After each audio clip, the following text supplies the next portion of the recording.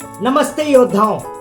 हमारे आकाश ने जम के मेहनत करी और उसकी साड़ी की दुकान चल पड़ी। उसे ग्राहकों की जरूरत की अब समझ थी और औरतें राह देखती थी कि कब आकाश उनके गांव में नई डिजाइन की साड़ियां लाएगा। लेकिन इस सब में आकाश के सामने एक बड़ी दुविधा थी। साड़ियां बिक तो रही थी, लेकिन मुनाफा अभी भी कम था। क्यों? तो हर रोज आकाश के साथ होता कुछ यूं। वो अपनी 500 में खरीदी हुई साड़ियों पे अपने खर्चे और मुनाफा जोड़कर साड़ी की कीमत 750 बताता। अब गांव की औरतें मोल भाव में बड़ी अनुभवी थी। वो मोल भाव करते करते साड़ी की कीमत 600 तक ले आती। अब खर्चों को निकालने के बाद आकाश के पास ज्यादा मुनाफा नहीं बचता था। आकाश को समझ आया कि मुसीबत उसके लगाए हुए दाम में। लेकिन दाम को कैसे बढ़ाया जाए? तो एक महीना तो यूं ही चला, पर धीरे धीरे आकाश ज्यादा परेशान होने लगा। एक इतवार को उसकी छोटी बहन आरती आकाश का मन बहलाने के लिए उसे ले गई बड़े बाजार। घूमते घूमते वो एक साड़ी की दुकान पर पहुंची जो बहुत प्यार से सजाई हुई थी। तो आकाश को जिज्ञासा हुई।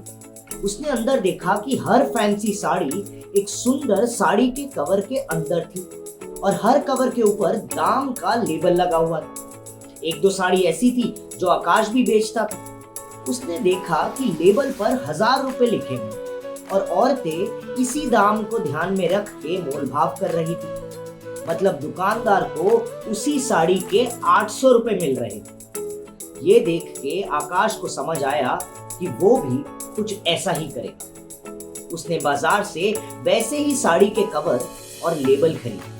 आकाश ने अब अपनी 500 रुपए वाली फैंसी साड़ियों को एक कवर में डाला और उस पर 1000 रुपए का लेबल लगाया। उसको पता था कि ग्राहक मोल भाव तो करेंगे ही।